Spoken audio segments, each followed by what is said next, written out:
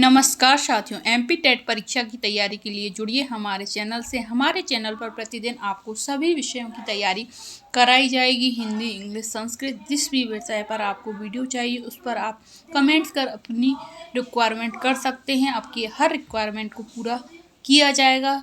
हमारे चैनल पर online class भी चलाई जाती है टेट परीक्षा की। देखते हैं आज का वीडियो। यदि वर्ग और आयत के परिमाप बराबर हो तो आयत का क्षेत्रफल वर्ग सेंटीमीटर में ज्ञात कीजिए। सबसे पहले हमारे पास कह रहा है वर्ग और आयत, इन दोनों के परिमाप कैसे हैं? बराबर हैं। यानी कि जो आयत हमारे पास है उसका भी परिमाप जो है 24 सेंटीमीटर है। अब यहाँ पे आयत की लंबाई दी गई है 8। यदि ये 8 हुआ तो सामने वाली भुजा का भी 8, 8, 8, 16। ठीक है। और परिमाप क्या होता है? सभी भुजाओं का माप। तो ये 16 हो गया। बचा हमारे पास कितना? 24 में से 16 गया, बचा 8। यानी कि अब जो चौड़ाई होगी हमारे पास, ये 4 होगा, ये 4 होगा, तभी मिलके 8 हो जाएंगे। और इस तरह आयत का परिमाप 24 सेंटीमीटर हो जाएगा। अब हमसे पूछा गया है आयत का क्षेत्रफल वर्ग सेंटीमीटर में ज्ञात कीजिए। आयत के क्षेत्रफल का फार्मूला होता है लंबाई गुणे चौड़ाई। तो लंबाई गुणे यदि चौड़ाई हम करेंगे तो 8 चौक को 32। इस कारण ऑप्शन सी यहाँ पे जो 32 सेंटीमीटर दिया है ये यहाँ पे सही ऑप्शन होगा। दूसरा प्रश्न जो है हमारे पास, संख्या 1, 2, 3, 4, 5 में 3 के स्थानीय मान और अंकित मान में अंतर बताइए। तो संख्या क्या है? 1, 2, 3, 4, 5। तो यहाँ से पहले 3 का स्थानीय मान देखते हैं। 3 का स्थानीय मान 3 लिख लिए और उसके बाद जितने डिजिट होते हैं उतने जीरो हम उतार देते हैं। तो यहाँ 3 का स्थानीय मान हो गया 300 और 3 का अंकित मान कितना होगा? 3 होगा। ठीक है। अब इसका अंतर पूछ रहा है तो 300 में से 3 गया, कितना बचेगा? 297। इस कारण यहाँ पे भी ऑप्शन सी करेक्ट ऑप्शन होगा। अब आगे बढ़ते हैं अगले प्रश्न की तरफ। 33 नंबर, निम्न में से कौन सा सही नहीं है? तो बारी बारी से हम क्या करेंगे, एक एक को चेक करेंगे। सबसे पहला दे रहा है 56.7 किलोग्राम बराबर 5670 ग्राम। यानी कि पहले इसको चेक कर लेते हैं। 56.7 किलोग्राम, यदि इसको ग्राम में बदलना है तो क्या करना होता है? 1000 का गुणा, क्योंकि 1 किलोग्राम में 1000 ग्राम होता है। इसको यदि हम सॉल्व करें तो हमारे पास आएगा 56,700 ग्राम और यहाँ पे कितना लिखा है? 5,670 ग्राम। इस कारण पहला ही ऑप्शन गलत हो गया, इसलिए यहाँ पे हम ऑप्शन ए को टिक करेंगे, यह सही नहीं है। बाकी जो 3 ऑप्शन है, एक घन के 6 फलक होते हैं, ये करेक्ट है। 1 मिलीमीटर में 0.1 सेंटीमीटर होता है, ये भी करेक्ट है। और 0.10 और 0.1 ये दोनों समान हैं, क्योंकि आप जानते हैं कि दशमलव में किसी भी अंक के बाद जो सिर्फ 0 लग जाए तो उसका कोई सार्थकता नहीं होती है। अब आगे बढ़ते हैं अगले प्रश्न की तरफ। अगला जो प्रश्न है 34 नंबर, ये कह रहा है हमसे, नदी में एक नाव की चाल 20 किलोमीटर प्रति घंटा है और दूसरी नाव की चाल 23 किलोमीटर प्रति घंटा है। ये दोनों नाव एक ही दिशा में एक स्थान से एक समय पर चलती हैं। 3.5 घंटे पश्चात उनके बीच की दूरी है। तो चलिए 2 नाव चला दीजिए एक ही दिशा में। ये चल रही है 20 किलोमीटर पर घंटे की स्पीड से और ये चल रही है 23 किलोमीटर पर घंटे की स्पीड से। अब हमको बताना क्या है, 3.5 घंटे में यह कितना दूर आगे चली जाएगी 23 किलोमीटर वाली। तो सबसे पहले हम यहाँ पे बहुत इजीली सॉल्व कर सकते हैं। ये स्पीड है 20 किलोमीटर पर घंटा और 23 किलोमीटर पर घंटा, तो एक घंटे में जो है यह 3 किलोमीटर आगे चली जाएगी, क्योंकि इसकी स्पीड 3 किलोमीटर घंटा ज़्यादा है। तो 3.5 में कितना जाएगी? 1 में 3, तो 3.5 घंटे में, तो 3 तरीके 9 और 1.5 10.5, यानी कि ये कुल जो है 10.5 किलोमीटर आगे चली जाएगी। तो इनके बीच की दूरी 10.5 किलोमीटर होगी। यहाँ ऑप्शन बी जो है 10.5 किलोमीटर, यह करेक्ट ऑप्शन होगा।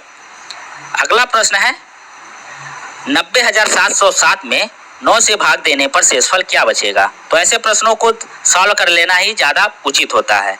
तो 90,707 को जो है 9 से डिवाइड कीजिए, तो 9 से ये काटिए, यहाँ से एक बार में कट गया। ठीक है, ये 0 उतर जाएगा। उसके बाद 9 7 63 होगा। ठीक है, बचेगा हमारे पास 7 और 7 7 मिलकर हो जाएगा 77, 9 8 72, बच गया हमारे पास शेष 5। यानी कि यहाँ पे शेष कुल कितना बच रहा है? 5 बच रहा है। इस कारण ऑप्शन बी यहाँ पे करेक्ट ऑप्शन है। 36 नंबर जो प्रश्न है हमारे पास, एक ताजा मछली सुखाने पर उसका भार 1/3 रह जाता है, यानी कि 3 किलो का 1 किलो रह जाता है। सुनीता जो है 1500 किलो ताज़ा मछली 25 रुपये किलो के भाव से खरीद कर उसे सुखाकर 80 रुपया प्रति किलो के भाव पर बेच देती है। 25 रुपया में खरीदा और 80 रुपया प्रति किलो में बेच दिया। इस प्रकार वह कितना कमाती है।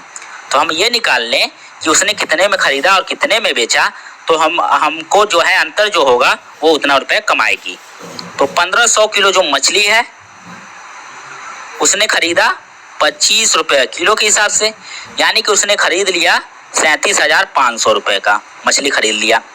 अब क्या कह रहा है कि ये ताज़ी मछली उसने खरीदी, लेकिन जब वो मछली सूख गई तो 1500 का कितना बचेगा, 1/3 बच रहा है, यानी कि बचेगा 500 किलो। अब इसको बेचा है उसने 80 रुपये प्रति किलो पे, तो कुल उसको कितना पैसा मिला, उसको मिला 5/40 यानी कि 40,000 रुपये मिला। अब खरीदा था 37,500 का, मिल गया उसे 40,000 रुपये, यानी उसको फ़ायदा कितने का हुआ, फ़ायदा उसको हुआ 2500 रुपये का। इस कारण ऑप्शन ए यहाँ पे जो है वो 2500 रुपये कमाती है, ये ऑप्शन करेक्ट होगा। अब बढ़ते हैं अगले प्रश्न की तरफ। अगला जो प्रश्न है हमारे पास, निम्न प्रतिरूप को देखिए। चलिए देखते हैं। 9 - 1 भागा 8 बराबर 1, 98 - 2 भागा 8 बराबर 12, ऐसे दिया गया है। तो अब इस प्रतिरूप के अनुसार ये हमसे पूछा जा रहा है। तो इसमें क्या करना है, आपको कुछ नहीं करना है, एक समानता देखनी है। देखिए यहाँ पे 4 जब आ रहा था तो ये 1 2 3 4 तक जा रहा है। जब ये 6 तक जा रहा है तो कितने तक जाना चाहिए, 6 तक जाना चाहिए। ठीक है, तो 1 2 3 4 5 6 लाइन से इतना होना चाहिए, इसलिए ऑप्शन बी जो है करेक्ट ऑप्शन होगा। इसमें कुछ नहीं करना था, आपको बस समानता मिलानी थी। अगला जो प्रश्न है, एक बोतल में 750 ml जूस भरा जाता है। ऐसी 6 बोतलों को एक कार्टन में पैक किया जाता है।